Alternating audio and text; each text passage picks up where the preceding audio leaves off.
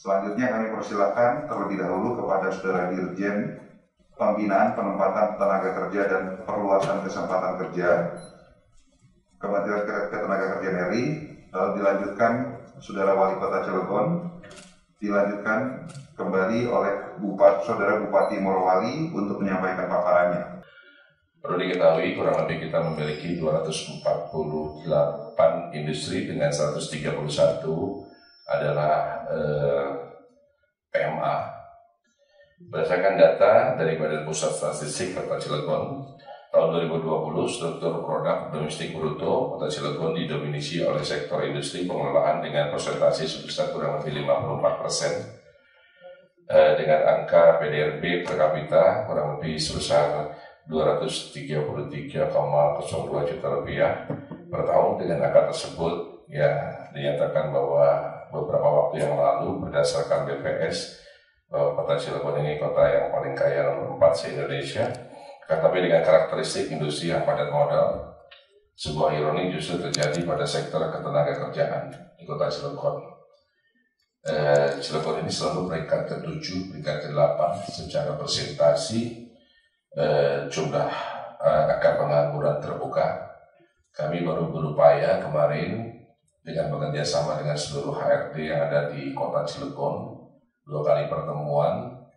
Alhamdulillah di tahun 2021 kemarin ada dari 4 kota se-Provinsi Banten dengan situasi COVID-19, 3 kota mengalami kenaikan penganggurannya. Kota Cilegon yang justru turun dari 12,96% turun menjadi 10,13%. Berkenaan dengan investasi di wilayah kami, dapat kami sampaikan bahwa sebagaimana telah disampaikan sebelumnya, corak industri kita itu kental sekali dengan tergantung pada investasi baik dalam bentuk penanaman modal asing maupun penanaman modal dalam negeri. Berdasarkan data, realisasi investasi di Kota Cilegon tumbuh senantiasa konsisten, cenderung tumbuh dari tahun ke tahun. Tingkat growth rate-nya mencapai 8,44% per tahun penanaman modal dengan angka 8,74% per tahun untuk penanaman modal dalam negeri. Kita ketahui beberapa waktu yang lalu kami, Kota Cilegon juga realisasi investasi kami pada tahun 2021 ini mencapai 17,8 triliun, di mana kami termasuk 10 kota se-Indonesia, kabupaten kota se-Indonesia yang memiliki realisasi, dan kami di angka peringkat ke-9. Selanjutnya berkaitan dengan dampak investasi terhadap pendapatan asli daerah dapat kita bagi dalam 2 jenis. Yang pertama adalah dampak langsung dan tidak langsung terhadap PAD. Dapat langsung investasi terhadap PAD tentunya yang pertama adalah akan bertambahnya realisasi pendapatan asli daerah dari komponen pertama, yaitu dia perolehan hak atas tanah dan bangunan BPHTB. Kami juga sangat berharap dari sini untuk saat ini pendapatan asli daerah dan distribusi izin mendirikan bangunan saat ini telah disesuaikan, namanya menjadi persetujuan bangunan gedung. Dan yang selanjutnya adalah PAD kita juga menggunakan tenaga kerja asing. Kita-nya juga saat ini telah juga disesuaikan dengan nomenklatur menjadi dana kompensasi penggunaan tenaga kerja asing. Adapun dampak tidak langsung investasi terhadap PAD adalah peningkatnya pendapatan asli daerah dari sektor-sektor pajak lainnya yang menunjang seperti pajak penerangan jalan, pajak restoran, serta pajak retribusi lainnya.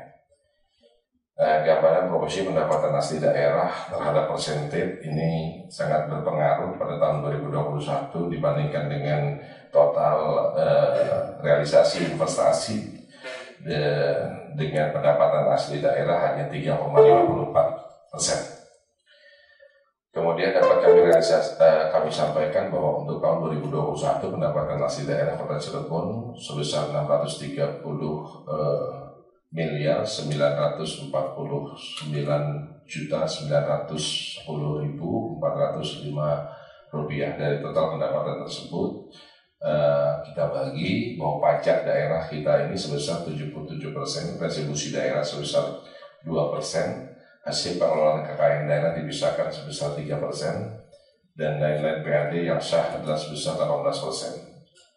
Sehingga kita melihat breakdown dalam lagi dari total 77% pendapatan asli daerah dari sektor pajak, sebagian besar didapat atas pajak penerangan jalan atau penggunaan listrik. Jadi kita tergantung di dua item tersebut, Pak, PJU dengan BPHTB. Ditarik kesimpulan bahwa investasi di Kota Cilegon cukup memberikan dampak positif bagi pendapatan asli daerah di samping tentunya dampak-dampak ekonomi lainnya. Kalau kami boleh jujur, sebetulnya yang paling terbesar Pak Ketua yaitu dari PPN dan PPH, Pak. Tapi semuanya masuk ke pusat. Kami hanya dikembalikan 11,5%. Selanjutnya berkenaan dengan keberadaan tenaga kerja asing di Kota Cilegon. Sebagai gambaran saja bahwa kami merealisasikan sebelumnya dengan perwal ya. Kemudian itu yang di bawah 6 bulan memang kita tidak kenakan untuk registrasinya, retribusinya. Kemudian dari tahun 2021 ini ada 1037 berpotensi PAD itu 421, tidak berpotensi PAD sebanyak 321. Tahun 2022 ini kami tidak bisa mengakses, tapi diperkirakan tadi sebesar totalinya 183, Pak. Ya. Kemudian dari sini kami spesifikasi lagi, tahun 2021 itu Korea Selatan sebanyak 522 orang, 2022 ini 112 turun, kemudian Jepang 188, di tahun 2022 hanya 36, Tiongkok 126, kemudian turun jadi 15, Jerman 41 jadi 7, India 33 jadi 6, Thailand 19 jadi 1 di tahun 2022, lain-lain 108 jadi 6. Jadi secara melihat totali dari tahun 2021 sebesar 1037 itu menjadi 183. Yang di gambar ini sudah diperbaiki tadi ya. Oke, jadi secara total ini sangat berkurang jauh, Pak. Tetapi kita masih optimis karena ada beberapa nanti yang berhubungan dengan lote. Pembangunan lote kita lagi coba kembangkan, berikut dengan ada beberapa Chandra Asri. Itu mungkin yang jadi patokan. Data ini sampai Maret ya, belum terus.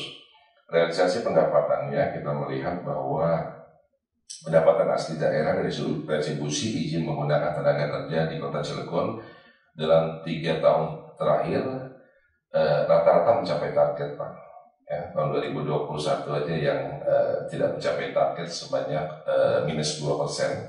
Tapi tahun 2019-2020 dengan situasi COVID-19 kami masih bisa mencapai target di atas 20%. Gambaran kondisi ketenaga kerjaan di Kota Cilegon dalam 3 tahun terakhir dapat kami gambarkan dalam uraian sebagai berikut. Dari jumlah penduduk terakhir tahun 2021 452.991, jumlah angkatan kerja kami 206.507, terus kemudian penurunannya tadi kami sampaikan ini, mohon maaf ini ada kesalahan, bukan 10,18 tapi 10,13%. Pada kesempatan yang baik ini juga kami sampaikan juga bahwa kami sejak tahun lalu belum bisa merealisasikan penerimaan retribusi izin menggunakan tenaga kerja asing yang saat ini telah berganti nomenklaturnya menjadi dana kompensasi penggunaan tenaga kerja asing. Hal tersebut sehubungan dengan berlakunya Undang-Undang Nomor 11 Tahun 2020 tentang Cipta Kerja dan Peraturan Pemerintah Nomor 34 Tahun 2021 tentang penggunaan tenaga kerja asing, serta Surat Edaran dari Kementerian Tenaga Kerja Nomor M-HK-04-6/2021 tentang penyesuaian peraturan daerah atau peraturan kepala daerah mengenai retribusi daerah yang berasal dari pembayaran dana kompensasi menggunakan tenaga kerja asing, dan mengesahkan rencana penggunaan tenaga kerja yang berkepanjangan secara prinsip mendorong pemerintahan daerah agar segera melakukan perubahan nomenklatur peraturan daerah dan peraturan kepala daerah mengenai retribusi izin menggunakan tenaga kerja asing. Tentunya hal ini cukup menjadi kendala mengingat proses perubahan peraturan daerah membutuhkan waktu yang cukup lama, Pak. Dari mulai menyusun pembahasan sampai dengan evaluasi oleh pemerintah provinsi dan Kementerian Dalam Negeri. Sementara di lain sisi, pendapatan asli daerah melalui dana kompensasi penggunaan tenaga kerja asing belum bisa kami terima bila perda ini belum rampung. Jadi mohon dibantu dan mohon maaf Pak, mohon dibantu. Pada sisi peran pemerintah Kota Cilegon terhadap keberadaan tenaga kerja asing di wilayah Kota Cilegon, pemerintah Kota Cilegon melalui tim pengendalian orang asing atau tim PORA rutin melakukan pengendalian dalam bentuk pendataan, pelaporan perizinan tenaga kerja asing di Kota Cilegon. Adapun pelaksanaan pengawasannya dilakukan oleh Dinas Tenaga Kerja Provinsi Banten mengingat setelah berlakunya Undang-Undang Nomor 23 Tahun 2014 tentang pemerintahan daerah, pelaksanaan pengawasan tenaga kerja dilakukan oleh provinsi. Kami juga detail sebetulnya ada beberapa data di yang tinggal di Kota Cilegon di wilayah-wilayah mana saja. Tadi ada itu ada kami memiliki 8 kecamatan. Dari 8 kecamatan itu 8 kecamatan itu di beberapa wilayah kita sudah bagi dan itu terdata bagi kami. Ada permasalahan-permasalahan yang ditemukan terkait keberadaan tenaga kerja di wilayah Kota Cilegon. Yang pertama, banyaknya tenaga kerja asing yang overstay di Kota Cilegon, Pak. Kemudian yang kedua, ditemukan pekerja asing yang bekerja tidak sesuai dengan pekerjaan dalam dokumen perizinannya. Dan yang ketiga, ditemukan jumlah pekerja asing yang tidak sesuai dengan dokumen perizinannya, Pak. Jadi dalam pekerjaannya, bidang pekerjaannya. Adapun persoalan-persoalan lain yang krusial seperti konflik sosial antara tenaga kerja asing dan warga setempat, ya selama ini sih belum nampak, belum ada gitu, Pak. Cuma tanda-tanda seperti Kabupaten Tangerang kelihatannya belum ada, kan kita banyak Korea, Pak. Jangan-jangan nanti banyak anak-anak blasteran Korea juga di Cilegon gitu. Tapi kelihatannya belum nampak ke sana, Pak. Mudah-mudahan tidak terjadi seperti itu. Ada kendala di Cilegon itu banyak TKA yang overstay kemudian tinggal di Cilegon. Apa yang Bapak lakukan untuk mengatasi ini? Dan kemudian yang kayak begini ini rentan kemudian mereka membuat identitas warga negara Indonesia dengan sarana menikah lah. Iya ya Pak ya. Iya, menikah dengan pribumi yang sifatnya nikahnya itu sementara gitu, biar mendapatkan legal formal kependudukan, kemudian membeli aset milik warga negara gitu kan. Nah, ini apa langkah-langkah apa yang Bapak akan lakukan atau yang telah Bapak lakukan untuk mengantisipasi banyaknya TKA yang overstay di Cilegon ini?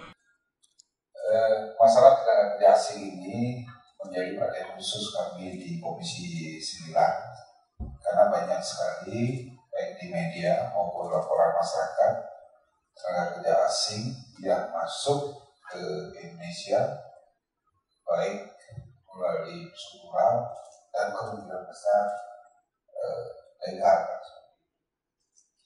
Nah, hal yang pertama adalah secara regulasi.